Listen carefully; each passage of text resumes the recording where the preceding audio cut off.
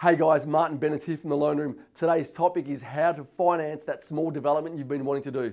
But before we get into that, please hit that subscribe button, like, and if you like our content and you have any questions, leave a comment below. You see, quite often when people come to me with the idea and say, Martin, do you know what, we've got this block of land, we've had it in the family for 20 years, we want to be able to put a house in the front and a house in the back.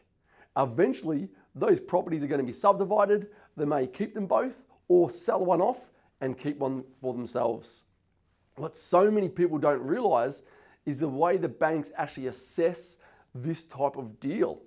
You see, let's just use for interest's sakes, the land itself is worth $1 million. Each build is $500,000. So you've got $2 million there of costs. Now, however, you might say that, Martin, they're going to be worth individually $1.5 million each. So we're going to make around $1 million in profit once these are finished. Now, even though that may be the case, the way the bank looks at this is they do two different types of valuations. They do a valuation as if the properties are completed, subdivided, and yes, they may be worth $1.5 million each. But when they're doing the actual funding, because the subdivision hasn't actually gone through yet, they'll actually look at that $3 million and say, okay, we're going to say, what if something happens? You need to be able to sell this property, you need to be able to pay sales costs, and a whole lot of different things. So quite often, they'll take that $3 million and lower the valuation, potentially down to as low as $2.4 million. So the actual value that the banks will then lend towards is not based on $3 million, it's based on $2.4 million. This can really hinder your plans if you don't know how to structure that correctly to be able to then borrow the money to complete the process to actually then gain and have access to that realization value of the $3 million.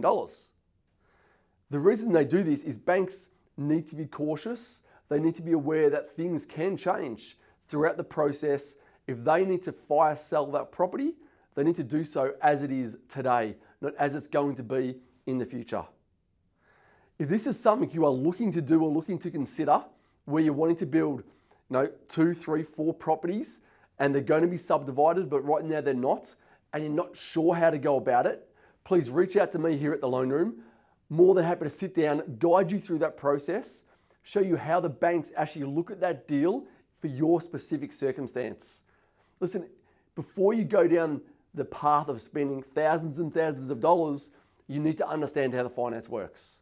Because if you can't get the finance structured right, you may not be able to do the deal at all. So here at The Loan Room, we'd love to help you with this type of scenario. If you have any questions, as always, reach out. Love to hear from you and have a great day.